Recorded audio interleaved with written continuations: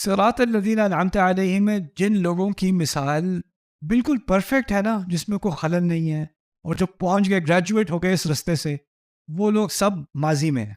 और उनमें और बाकियों में एक फ़र्क होना चाहिए।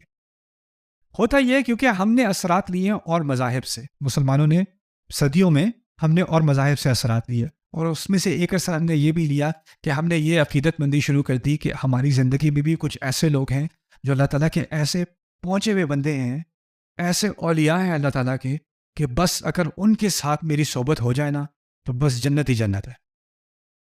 और यानी उनका एक ख़ास मकाम है, वो उस मकाम पर, वो हिदायत के उस रास्ते पर उनकी गारंटी हो चुकी है।